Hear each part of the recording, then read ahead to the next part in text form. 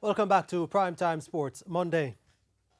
Now, in a number of football leagues around the world, players are represented by a union. However, that's not the case in Jamaica's top competition, the Red Stripe Premier League. The impact of COVID-19 has raised questions about players' job security. We examine some of the factors contributing to its non-existence in the semi-professional league.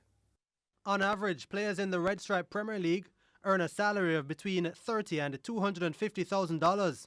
Nowhere near the weekly £114,000 or 18 million Jamaican dollar wage bill of English football giants Manchester City. Even with the meager sounding figures, local clubs are still struggling, begging the question as to why there's no players' union to protect the honest bread of hundreds of players locally. Former national striker and Tivoli Gardens player Newton Sterling has always wanted to make the move, but there is one stumbling block according to him. We came up with the idea already and we brought it across a few teams and the captains for all the teams. And most of the captains were scared. Scared of their management, I don't know. They're scared, I don't know. Based on the feedback we got back from some players, they're scared the managers to go fire them or they're going to brush them aside and something like that. I don't know why would they would think that. If you have a union is to protect you. Helene Davis-White, who is also a trade unionist, sought to explain why the players may be hesitant to make the move. Because we are in an environment where jobs are hard to come by, and I believe in the football arena, where the employers are particular clubs that are in competition with each other,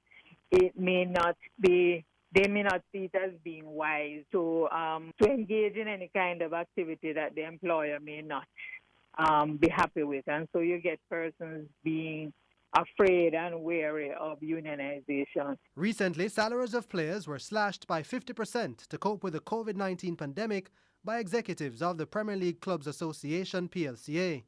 This was in stark contrast to other jurisdictions where players were asked and consulted by clubs. Based on how they treat some of the players, some of the clubs treat the players out here, you definitely need somebody to represent you. You don't need somebody to represent you from, say, in the office, basically. We need somebody out there on the field with you every day to represent you. And I think, for example, your salary. Come on, we have players in the country getting $30,000 and that can't do nothing, to be honest. So I think we need a union for those specific things. Insurance, through NHD for players, all these things. Davis-White agrees that in the Jamaican society, there are several informal agreements in working conditions, but local players must be smarter with their choices. To my belief, if they saw it as their job, then they would certainly understand the need to ensure that they are properly paid, particularly where persons are employed on short-term contracts, which I believe is mode of employment for footballers. Generally involves what we in the trade union movement refer to